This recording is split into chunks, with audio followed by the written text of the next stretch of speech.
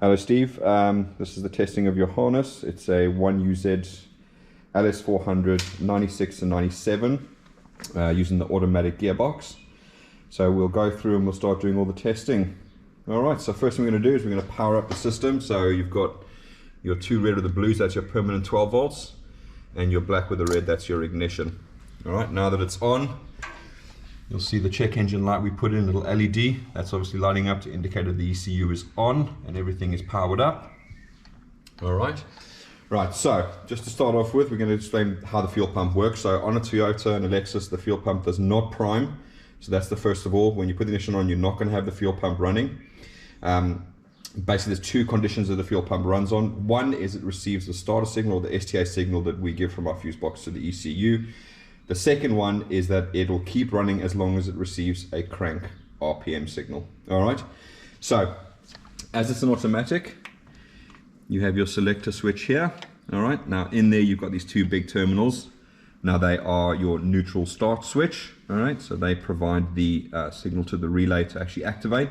So on your client plug, you've got a black with the yellow trace, so that's your start signal. It requires 12 volts from the vehicle. So if we do it now and we touch it, you'll see nothing. So we're not getting any starter relay at all. So what we'll do now is we are going to bridge the neutral park switch quickly, just on the table here for you.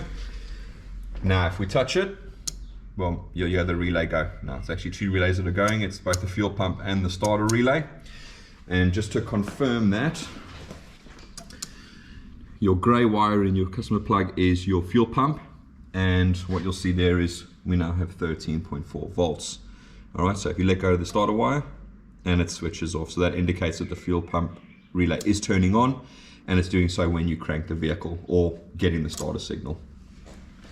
All right, we'll show you when we feed an RPM signal to it that the fuel pump relay comes on as well, just to show that the two systems are working as they should. All right, so next up we are going to move on to the testing all of the instrumentation wires like alternator light, coolant temp, etc. So first thing we're going to do,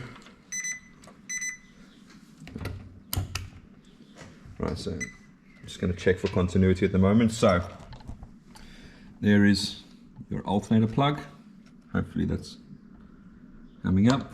Right, so on your customer plug here, so this is the plug for your main powers, and you're thinking this is the plug related mostly to the gearbox. So on here we've got a pink with a blue tracer, and you can see we've got continuity there, so that's all correct and working. Right, so now we'll move on to the oil light. So down here is your oil pressure switch. All right, so these are all incorporated in the harness now rather than being separate sections. So for oil light, we now have the yellow with the black wire, and we'll just check that again. All right, perfect, so that's working 100%.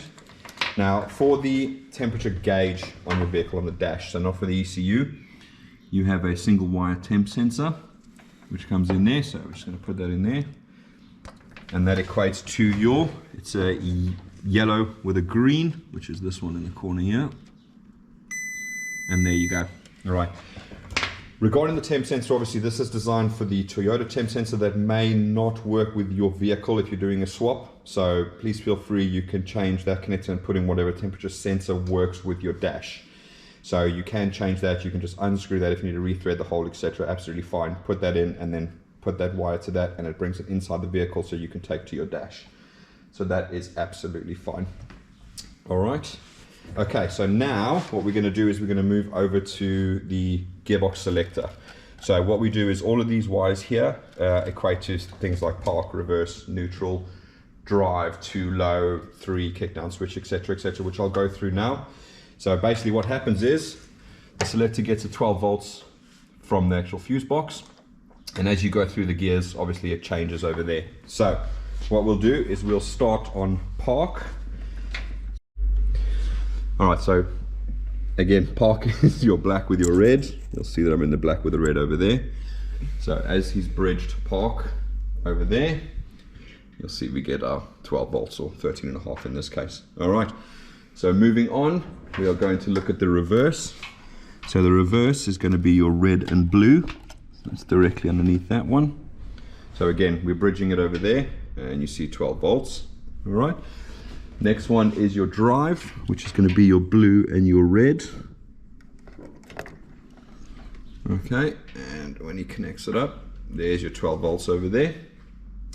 All right, and the next up is going to be neutral, and neutral is red with the yellow, which is again down here. And again, we get 12 volts, and we're going to move on to 2, which is white and blue. And again, we've got 12 volts. And then the last one is low, which in this case is orange. And again, we've got 12 volts. All right, so obviously reverse is quite important because you need reverse lights. The rest are just if you want to put in little sort of gear indicator lights, and obviously it'll supply 12 volts to LEDs, etc. You can label whatever you want to do. All right, so furthermore on this one over here, we've got kickdown, which is this red one over here.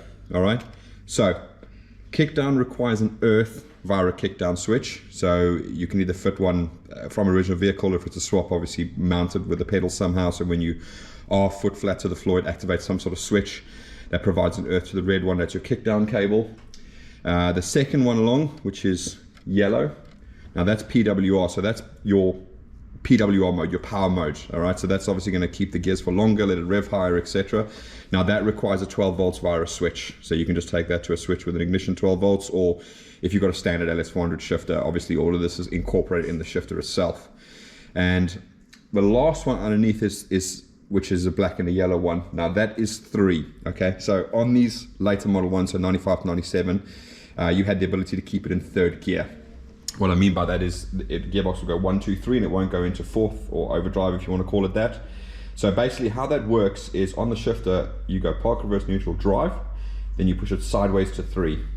So it's a micro switch inside the solenoid. So what we basically do, or what we describe in the welcome pack that you'll get with the harness, is we say to use drive, which is your blue and red, which will supply 12 volts when you're in drive.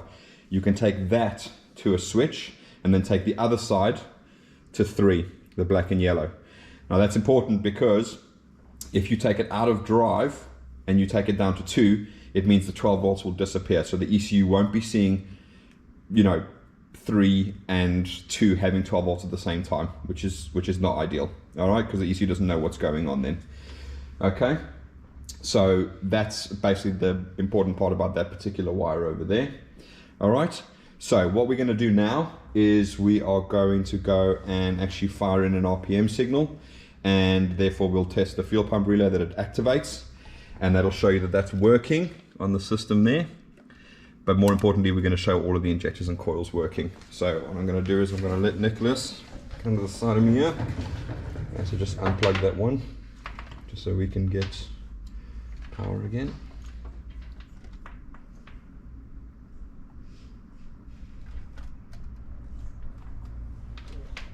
That's not correct. There we go.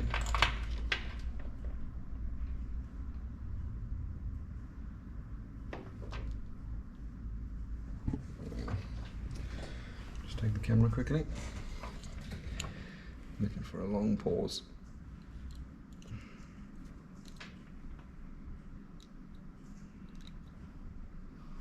There you go. Okay. So what we're going to do now is we're going to force feed an RPM signal to the system, and therefore it's going to keep it alive. So therefore we'll get our spark. And just to confirm, obviously we've got 2 test coils here. We've got igniters plugged in just to make sure that it all works. And then obviously we're going to run around with our injector. I'm going to plug it into these injectors plugs one by one just to show that they are all working. Okay, so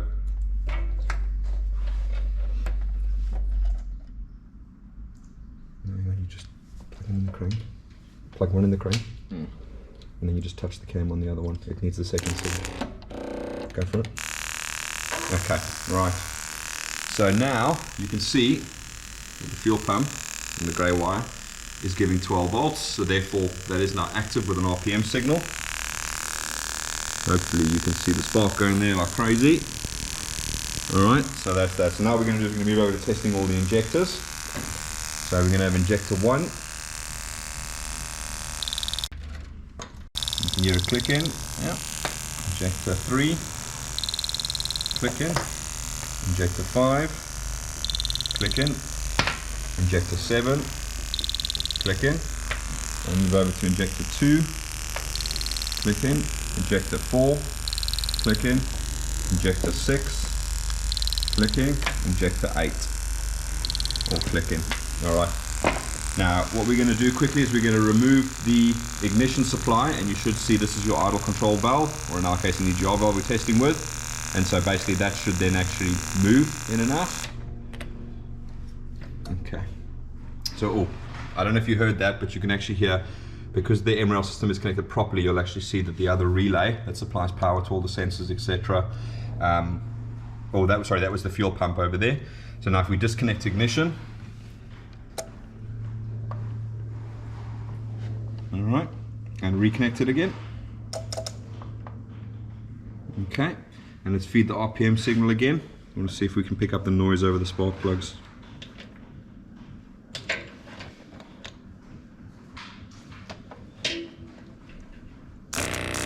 There you go. You can actually hear the idle control valve working. So that is showing that the idle control valve is working fine, so you shouldn't have any issues there.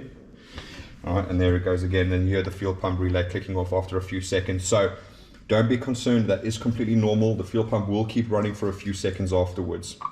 That's to maintain fuel pressure overnight, so the next morning when you come to start it, it does actually work absolutely fine. Alright, so now we're going to move over to diagnostics, aka how you read the trouble codes. You will get in your welcome pack a complete list of all the codes, but we're going to quickly show you exactly how to read the codes quickly and easily, and then we're going to imitate obviously things working and not working. So we have the coolant temperature sensor unplugged at the moment, so hopefully when you read these codes now, we're going to get a code 22 for coolant temp sensor. We'll plug it back in, reset the ECU by disconnecting the permanent 12 volts, recheck the codes again, and hopefully that 22 will disappear from there. Alright, so first of all, looking at your fuse box, which again will be detailed in your welcome pack, you've got your check engine light, you've got your 5 amp, what I call STA fuse, that controls the signal going to the ECU so that it's fused, so that there can be no dramas there. Now, just along here, you've got a open slot. So it looks like a fuse should be in there. Please don't put a fuse in there. That is how you get it into what we call diagnostics mode. Alright, so what we're going to do now is in the top of your box, which Nicholas has already got, but you've got your little fuse puller in there. So what you're going to do is you're going to pull out your 5 amp fuse. So if you do that, Nicholas. Right, now he's going to put it into that open slot, and as he does, you'll see the light will go off.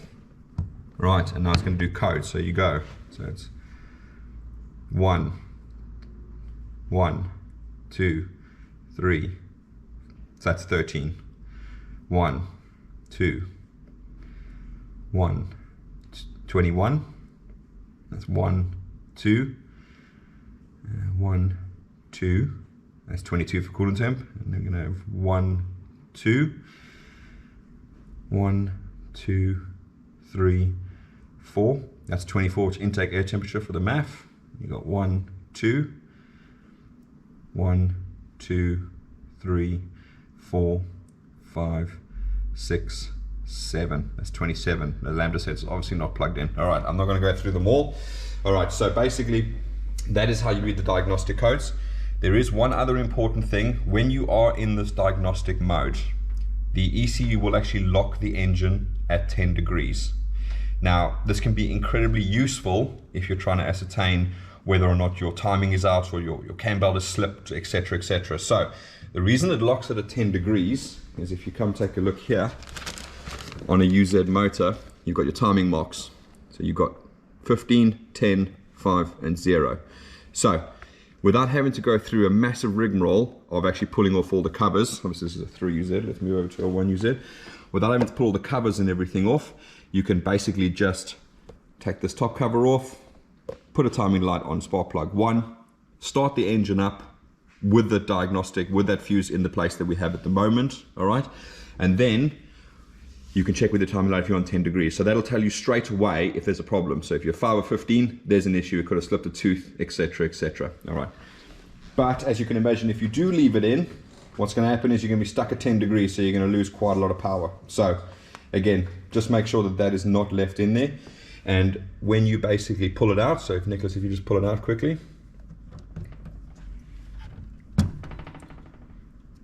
Okay. And there you go. So it'll stop reading the codes and it'll go from there. Now, the way the system works is it'll keep on repeating the codes. So once you've read the codes, I normally have a piece of paper with a pen in front of me and I just go right to 1, etc., etc. When you get to the end, it'll start at the beginning again. So we started at 13, so it'll go through all the codes and then boom, it'll go back to 13. So when you see 13 again, you know you've got all the codes down and it's just recirculating again and again and again.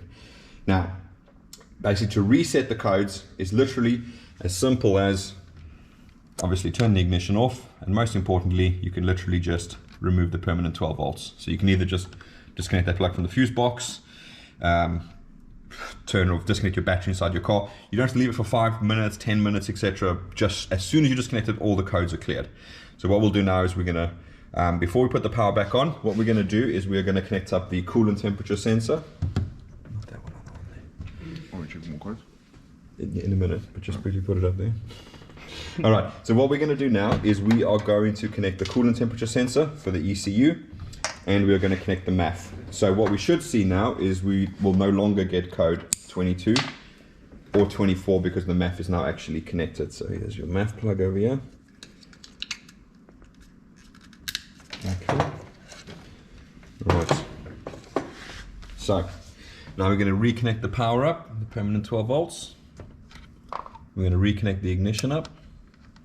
All right, so now we've got that over there. So what we're going to do now is we're going to quickly read the codes again. So if Nicholas, if you can move that over to there. And what we should see is obviously the 22 and the 24 will now disappear because those sensors are actually connected. So let's see what we've got. 1, 2, 3, 4. There you go, straight away. So we know we've got 22 and 24 are now gone. So that illustrates that that is all working exactly as it should. All right.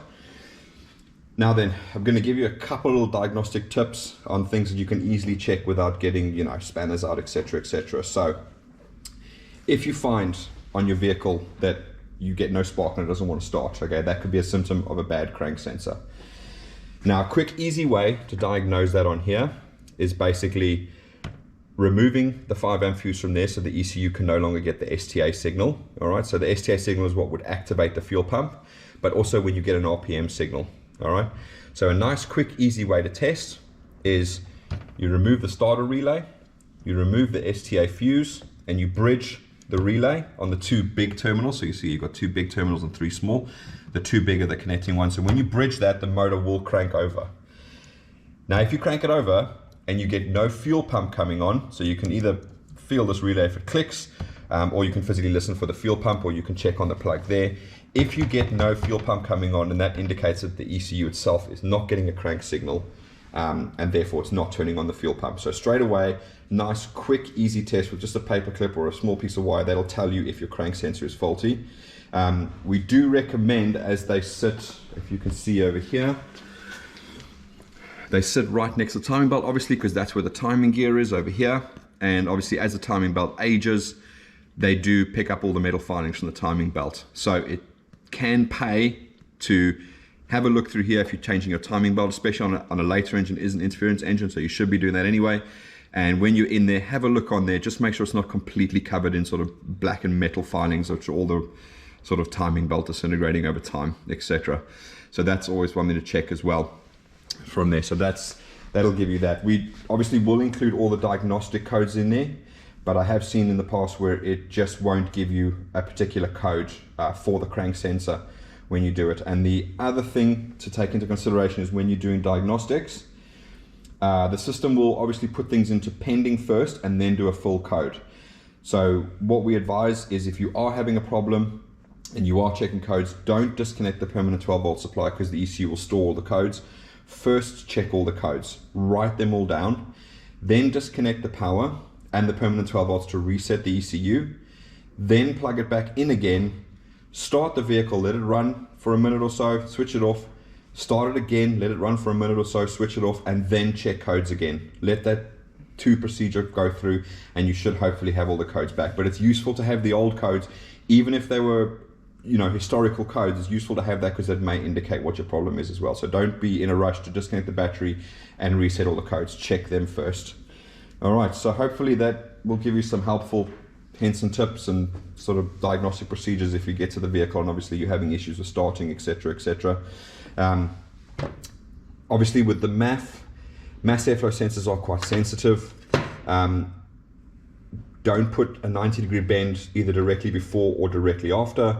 As you can imagine, air still has the characteristics of a fluid. So if you have a 90-degree bend, you might have the air shooting really quickly over the corner of that thing, hitting the MAF, and it could read more air than what you're actually getting.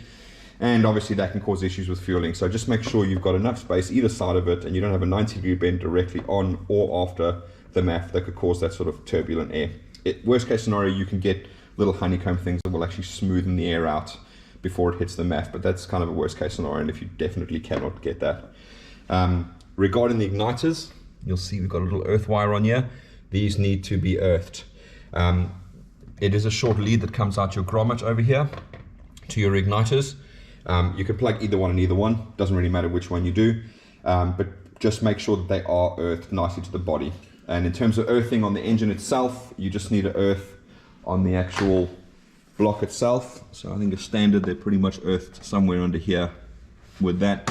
And then your harness itself is actually earthed on the back of the cylinder head. You've got a few holes here, over there. Sorry, let me just make my way around.